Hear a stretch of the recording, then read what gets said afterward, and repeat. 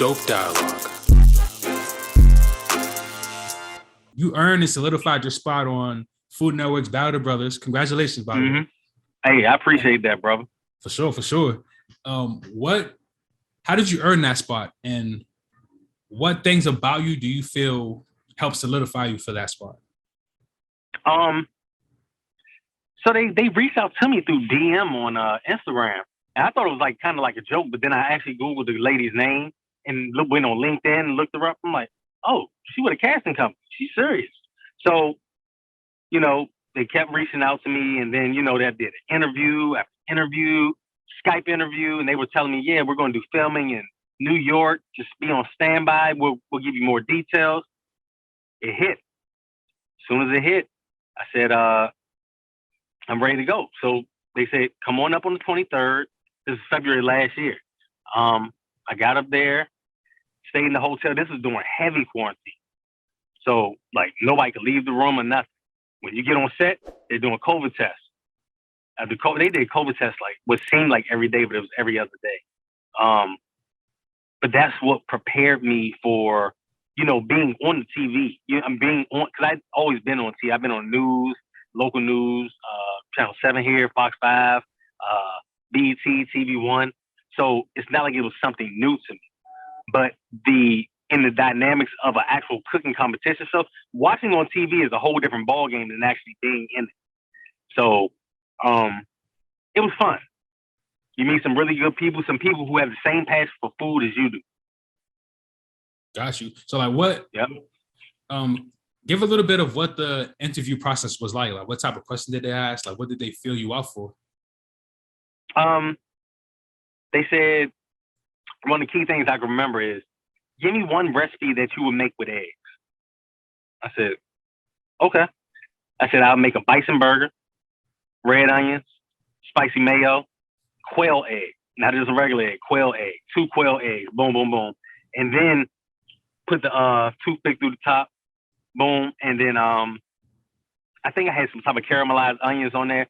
And then I had crispy onions.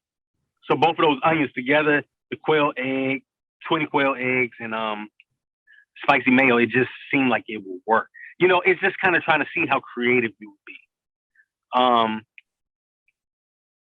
trying to think, what other kind of questions did they ask? They did a resume background. Let's see what you've done in the past.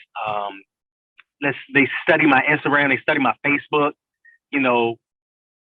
They went through, told me certain things that I shouldn't be saying, certain stuff, that was kind of offensive that made me delete it that I had on Facebook. Just little stuff. And, it keeps you on point to make you a better person. And I appreciate them for that. Got you. What, could you give 1 to maybe 3 things that you learned from being on that show? Aside from, I know you just gave one now, but actually being on set and shooting and everything and going through those challenges, what's 1 to 3 things that you took from that experience that made you better? Yep. Always being true to yourself. And I know I've said that multiple times, but people have told me the feedback they got from me. And these were people that were on the show.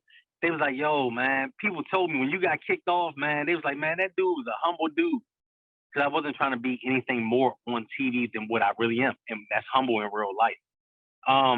So staying true to yourself, not trying to be fake cocky for TV or being a character.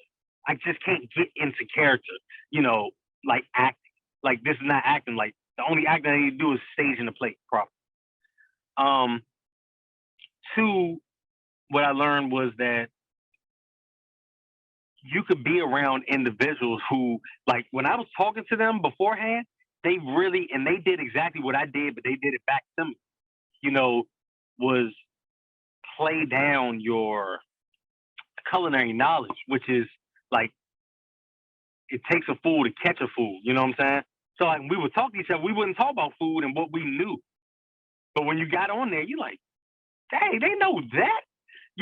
So you but you just acted like you didn't know nothing about X, Y, and Z, but you really are sharp and a culinary genius, So I kept a lot of stuff to myself. I'm like, man, we just gonna go do our thing, But I'm not gonna let my opponent know or somebody who may be on the other team know what I know. You follow what I'm saying? So it's to always be sharp and understand that if everybody's on this show to win a prize, these individuals may be your friends, and y'all may have a beer afterwards, or, you know, at night and whatnot. But at the same time, they still try to win that 25,000, like how you trying to win, you know. So staying aware of that. And you know, just always putting your best foot forward. And that was something that I did. On the show, I put my best foot forward, you know, and just soaked up the knowledge. I was never too egotistical to not listen to what the other people's input were on the show. Like, yo, you should try this next time. Hey, put this together, you know. And I'm like, hey, that is smart. Not like, oh, I got all the answers. I know it all, you know. Never. And I walk like that every day of my life, like knowing that I don't have all the answers. You know what I'm saying? Sure. I don't know it all.